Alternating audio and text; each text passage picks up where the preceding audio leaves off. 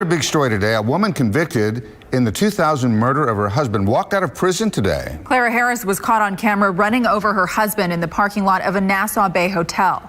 A private investigator sat in his car outside a hotel in Nassau Bay, Texas, with a video camera pointed at the parking lot. He had been hired for a simple job: follow a man, confirm an affair, get proof on tape for a wife who suspected her husband was cheating. That's the assignment he thought he was filming. What actually appeared on that tape, grainy, low quality, shot from a distance, would end up playing in a courtroom in front of a jury, would end up on national television, and would become one of the most disturbing pieces of video evidence in the history of Texas criminal trials. Because the man behind the camera hadn't just filmed an affair. He had filmed a murder, and the woman driving the car was the one who hired him. Before we get into exactly what happened in that parking lot, I want to ask you for something quick. Right now, more than 90% of the people watching this are not subscribed to this channel. If you want more cases like this one, hit that subscribe button, tap like on this video, and drop a comment telling us what city you're watching from. We are actively looking for true crime cases from viewers' own hometowns, so let us know where you are and we may end up covering a case near you. Now, let's go back to where this story begins. Clara Harris and David Harris were, on paper, one of the great success stories of Friendswood, Texas. Both of them were dentists. David had built and run a thriving chain of orthodontic offices across the Houston area, and Clara worked alongside him as part of the practice. They were wealthy, respected in their community, and had been married for 11 years. They had twin toddler sons together, and David had a teenage daughter, Lindsay, from an earlier marriage who lived with them. From the outside, it looked like the kind of life people spend their whole careers trying to build: a beautiful home, a thriving business, two successful professionals raising a family together. Colleagues and acquaintances who crossed paths with the Harrises in those years often described them the same way: a power couple in the truest sense. Two dentists who had built parallel careers and a shared home in one of Houston's more affluent suburbs. It's the kind of image that makes what came later almost impossible to reconcile: the idea that underneath a life that looked so carefully constructed, something had already begun to come apart. But underneath that image, David Harris had begun an affair. The other woman was Gail Bridges, a former receptionist at his own dental office.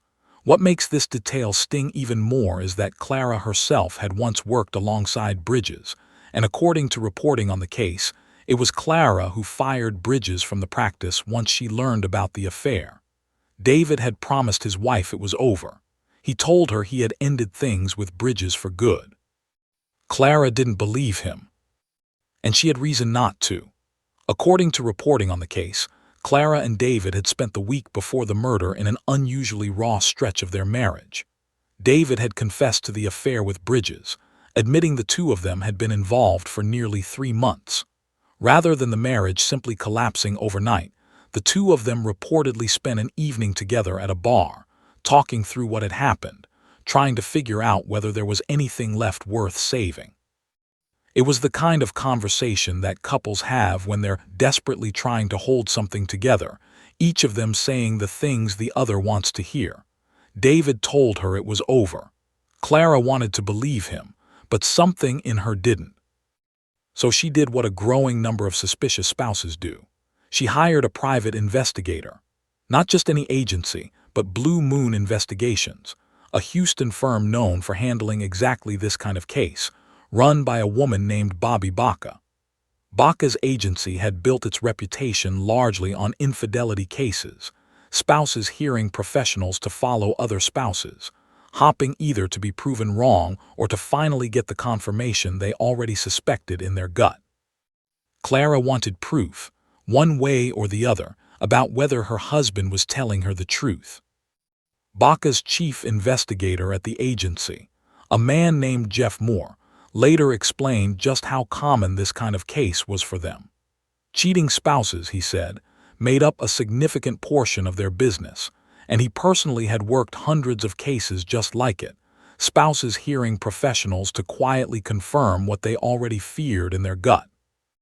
Blue Moon's offices, according to later reporting, hardly looked the part of a detective agency at all, resembling something closer to a beauty salon than a surveillance operation, a detail Baca herself seemed to find amusing, insisting that toughness had nothing to do with being a good investigator, and that women, in her experience, often made the best ones. On paper, the Clara Harris case looked, at the outset, like nothing more than another routine infidelity investigation. Follow the husband. Document where he goes, bring back proof. She would get her answer far sooner, and in a far more devastating way than she ever expected.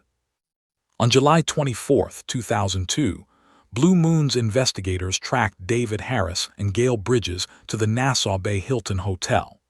There is a detail about that specific hotel that makes this story almost impossible to write as fiction, because no one would believe it.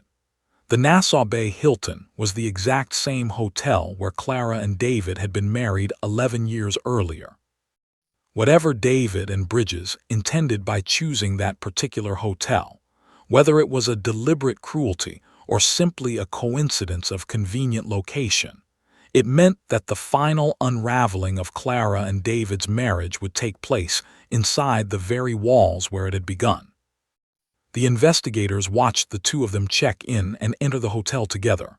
Then they called Clara. Clara did not wait for the professionals to finish the job she'd hired them for. She got in her car, a silver Mercedes-Benz S430 sedan, and drove straight to the hotel herself. She brought her 17-year-old stepdaughter Lindsay along with her. When they arrived, Clara found Gail Bridges' black SUV parked outside. Before she ever set foot inside the building, she vandalized the vehicle. Then she walked into the hotel with Lindsay, tracked down David and Bridges, and confronted them face to face in the lobby. What followed was not a quiet confrontation. Witnesses described a physical altercation breaking out right there in the hotel lobby, in front of hotel guests and staff. Security intervened and escorted all three of them, Clara, David, and Bridges, out to the parking lot to defuse the situation. That should have been the end of it.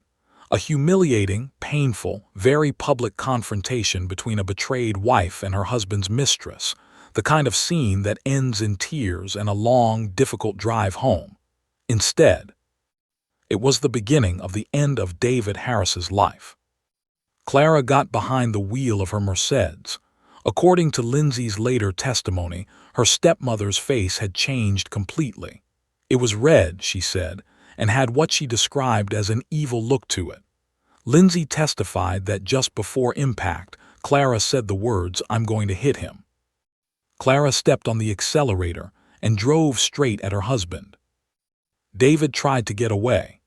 Witnesses and Lindsay herself testified that in those final seconds, David pushed Gail Bridges out of the vehicle's path, trying to protect her, before turning to face his own wife bearing down on him in 2 tons of German steel. He was scared, Lindsay would later tell the jury. He was trying to get away, and he couldn't. The Mercedes struck the rear of Bridges' SUV before slamming into David directly, throwing his body an estimated 25 feet across the pavement. And then, according to witnesses and to the video the private investigator had captured from across the lot, Clara did not stop. She circled the car around the parking lot median and drove over her husband's body again. Witnesses would later disagree on the exact number of times. Some said 2, some said 3, but every account agreed on this much. It was not one impact. It was repeated. David Harris was pronounced dead at the scene. His 17-year-old daughter had watched the entire thing happen from the passenger seat, screaming for her stepmother to stop. Word of what happened in that parking lot spread through Houston almost immediately. But what made this case different from countless other crimes of passion was sitting inside a camera in a car across the lot. The private investigator, the very person Clara had hired to catch her husband cheating, had captured the entire attack on video. Bobby Baca, the head of Blue Moon Investigations, would later describe just how strange the situation became for her agency. Not only had one of her own investigations turned into the recording of a homicide, but she realized she actually had a prior connection to Gail Bridges. Blue Moon had, in an unrelated case some time earlier, been hired by Bridges' own husband, who suspected she was having an affair with another woman. That earlier investigation had cleared Bridges of those particular suspicions. Now, that same woman was standing in a hotel parking lot watching a man die in front of her, a man whose wife had unknowingly hired the very same detective agency that had once investigated her. Clara Harris was arrested and charged with murder. When the case went to trial in January of 2003, Clara's defense team, led by attorney George Parnham, argued that what happened was a tragic accident. Clara testified before a packed courtroom that she never meant to kill her husband, insisting she had only intended to damage Gail Bridges' SUV. She claimed that in the chaos and heat of the moment, she wasn't even fully aware she had run over David at all. She described parts of that night as feeling like a dream, telling jurors she believed she had closed her eyes right before impact and only snapped back to awareness when she heard her stepdaughter screaming for her to stop. It was a defense built on confusion, panic, and a total absence of intent. Even the physical mechanics of the attack itself became a point of dispute at trial. A defense expert testified that David had been struck by the Mercedes, carried briefly atop the hood of the car, and then run over as Clara continued driving, an account meant to support the idea of a single chaotic impact rather than a deliberate, repeated assault. A prosecution expert offered a very different sequence, testifying that Clara struck her husband, then circled the vehicle back around and ran over him again, at minimum twice. The medical examiner's office, for its part, testified that they could only conclusively confirm one tire mark on David's body, a detail the defense leaned on heavily. But that forensic ambiguity did little to offset what the jury had already heard from the people who were actually standing in that parking lot. And it might have worked if not for two things sitting in the prosecution's hands: the video and Lindsay. Prosecutors played the private investigator's footage for the jury. It was low quality, shot from a distance, grainy in the way that a lot of surveillance video from 2002 tends to be. But it was clear enough to show exactly what witnesses had already described. The Mercedes did not simply strike David once and stop. The video showed the car circling back, repeatedly, over the area where his body lay. Then came Lindsay Harris, 17 years old, testifying against the woman who had raised her for over a decade. Lindsay told jurors that in the days before the murder, Clara had said something to her that prosecutors would return to again and again. According to Lindsay, her stepmother had told her, "With all he's done to me, I could kill him and get away with it." On the night of the killing itself, Lindsay testified that she heard Clara say, "I'm going to hit him," just before the Mercedes accelerated toward her father. She told the jury her father had been thrown by the impact, that Clara circled around and struck him again. She testified that immediately afterward, Clara turned to her and said, "I'm so sorry. It was an accident," but Lindsay didn't believe it. She knew what she did, Lindsay told the jury, and she wasn't sorry. Lindsay also testified that in the moments right after the crash, before police had even arrived, she watched her father struck once, and then watched, helpless, as Clara circled the median and drove at him again. She described begging her stepmother to stop, screaming that she was killing him, and trying to get out of the moving car herself before it was traveling too fast for her to jump. Under cross-examination, defense attorney George Parnham attempted to undermine Lindsay's credibility, pointing out that her family had filed a wrongful death lawsuit against Clara, suggesting that financial motivation might be shaping her testimony. Lindsay's stepfather publicly pushed back against that characterization, calling it misleading, and arguing that a teenage girl who had watched her own father killed in front of her should not have been dragged into that kind of accusation by attorneys trying to protect the woman responsible for his death. The prosecution, led by Mia Magnus, argued that whatever pain David Harris's affair had caused Clara, it didn't justify what she'd done. In one of the most quoted lines from the trial, Magnus told the jury that Clara should have done what any other betrayed spouse in Harris County does: take him to court, take his house, his car, make him regret it. But she said, "You don't get to kill him." The trial lasted nearly 3 weeks. On February 14, 2003, Valentine's Day, and by grim coincidence, what would have been Clara and David's 11th wedding anniversary, the jury returned its verdict: guilty of murder. At least 2 jurors were seen crying as the verdict was read.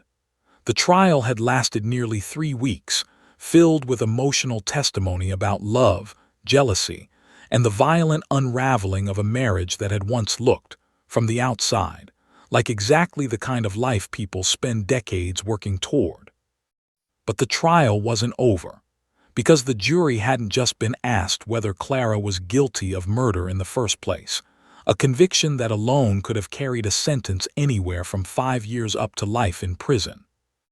Under Texas law, they were also asked to consider a second, separate question entirely: whether she had acted under what the law calls sudden passion arising from an adequate cause, a legal standard that, if found, would allow for a dramatically reduced sentence regardless of the murder conviction itself. The punishment phase brought Lindsay back to the stand one more time. She told jurors that in the aftermath of her father's death, she had attempted suicide more than once.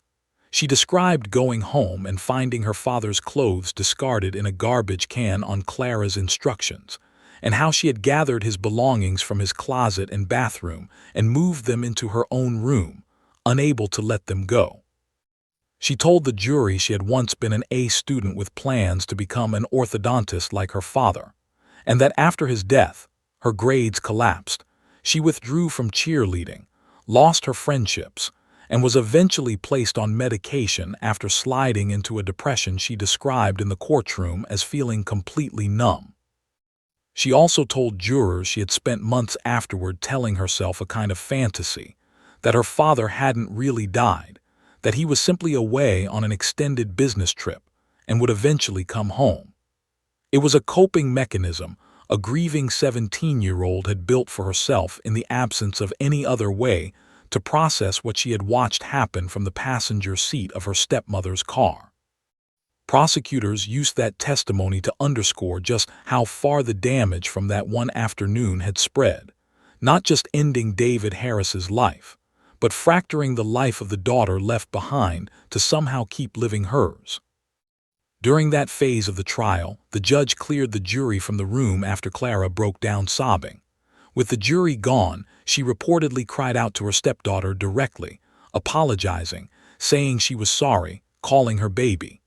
The judge admonished her to compose herself. Her own defense attorney later remarked to reporters, somewhat defensively, that she had, after all, just been convicted of murder. In the end, the jury agreed that Clara had acted under sudden passion. That finding meant the maximum sentence available to them was 20 years, far short of the life sentence prosecutors had originally sought. The jury handed down that maximum, 20 years in prison, along with a $10,000 fine. For a case that involved a woman running over her husband multiple times in front of his teenage daughter in a hotel parking lot, on video, 20 years struck many observers as almost unbelievably lenient. But under Texas's sudden passion statute, it was, in fact, the harshest penalty legally available once that finding had been made. Without that finding, Clara could have faced anywhere from 5 years up to life in prison. With it, the range dropped dramatically, to as little as 2 years on the low end. 20 years was, in the eyes of the law, the system throwing the book at her as hard as it legally could, even though to much of the public watching the case unfold, it still felt like a fraction of what the crime seemed to warrant.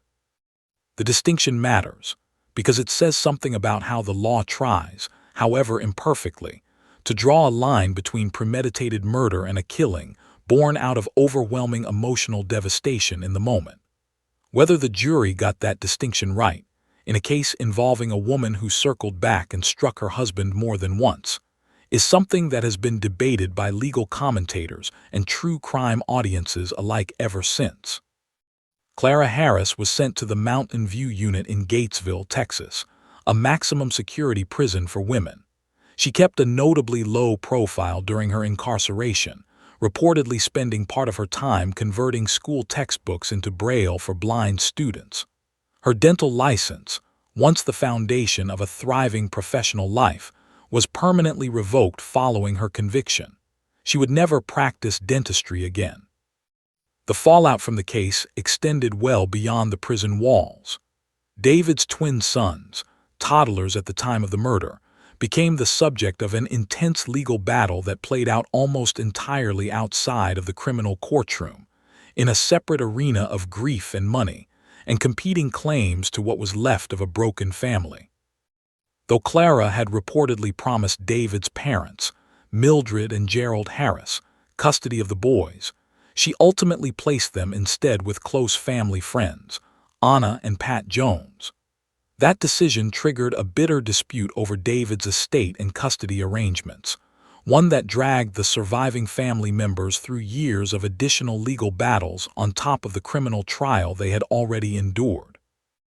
David's parents eventually won a multi-million-dollar wrongful death judgment against Clara, a civil verdict separate from her criminal conviction, meant to hold her financially accountable for their son's death in a way the murder sentence alone could not. Despite that legal battle, an agreement was later reached that allowed the grandparents regular visitation as the boys grew up in their friends' care, visiting them, by some accounts, about once a month. Lindsay, meanwhile, grew increasingly estranged from her own grandparents, who continued supporting Clara even after the conviction, a rift she described to jurors during the punishment phase of the trial as one more loss layered on top of everything else she'd already lost that July night.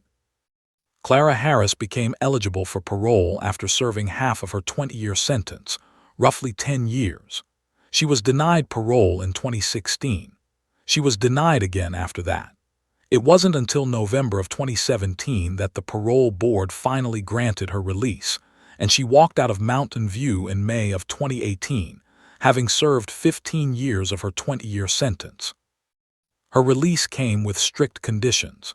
She was required to wear an ankle monitor, submit to regular drug and alcohol testing, remain employed, and stay within the Houston area. She was barred from any contact with David's family or with Gail Bridges. Those restrictions remained in place for years, following her like a shadow of the case she could never fully leave behind. By the time she was up for parole, Clara was in her 50s, decades removed from the successful young dentist who had walked into that Nassau Bay hotel parking lot in the summer of 2002. Parole board records show she had spent much of her sentence at Mountain View pursuing self-help programs and educational opportunities, factors the board weighs alongside the details of the original crime and any input offered on behalf of the victim's family. It wasn't until February of 2023, more than 20 years after that night in the Nassau Bay Hilton parking lot, that Clara Harris was finally discharged from parole entirely, becoming, in the eyes of the law, a completely free woman. No more ankle monitor, no more mandatory drug testing, no more restrictions on where she could live or work. Just a 50-something former dentist, decades removed from the profession that once defined her, quietly stepping back into private life under a name that, for anyone in Houston who remembered the case, would likely never stop being associated with a Mercedes-Benz and a hotel parking lot. There's a strange, uncomfortable footnote to this story that rarely makes it into the shorter retellings. Bobby Baca, the investigator Clara hired, would later describe just how personally unsettling the whole ordeal was for her. She hadn't just stumbled into filming a murder for a client. She realized, once the case broke into the news, that her agency had crossed paths with Gail Bridges once before, in a completely unrelated investigation years earlier, when Bridges' own husband had hired Blue Moon to find out if she was involved in an affair with another woman. That investigation had cleared her. It was a small, strange coincidence buried inside an already bizarre case. The kind of detail that makes true crime stories feel less like fiction and more like real life refusing to follow a clean narrative. Baca herself seemed to walk away from the case with a kind of weary resignation about the business she was in. "People are only human," she said afterward, "and infidelity has been happening since biblical times. You can't stop people from cheating." But because of her agency, and because of the camera she happened to have running in that parking lot, one particular case of infidelity ended up as the single most documented domestic murder in the country that year. What makes the Clara Harris case endure, more than 2 decades later, isn't just the shock of what happened, a successful, respected professional killing her husband with her own car in broad daylight. It's the layers of irony stacked on top of each other. The hotel where he died was the same hotel where they married. The private investigator she hired to catch her husband ended up filming his death instead. The stepdaughter she raised for a decade became the witness whose testimony helped convict her. Even the video evidence, gathered in the name of proving betrayal, became the very thing that proved murder. For Lindsay Harris, there was no courtroom verdict that could undo what she witnessed from that passenger seat, or the years of silence, grief, and numbness that followed. She lost her father in an instant, and in the years afterward, lost pieces of herself as well, her grades, her friendships, her plans to follow her father into orthodontics, all of it slipping away under the weight of what she'd seen. For David Harris, an affair that should have ended in a difficult divorce instead ended his life at 39 years old in a parking lot he once got married beside. And for Clara Harris, a life built around professional success and a decade of marriage ended with a permanently revoked dental license, 15 years behind bars, and a case that would be taught, debated, and replayed for years as one of the starkest examples of what Texas law calls sudden passion, and what everyone else simply calls a murder caught on tape. More than 2 decades on, the footage still resurfaces periodically, referenced in documentaries and true crime retrospectives, a silent, grainy reminder that sometimes the most damning evidence in a murder case is gathered entirely by accident, by someone who thought they were only documenting heartbreak. If this case moved you, make sure you're subscribed so you don't miss the next one.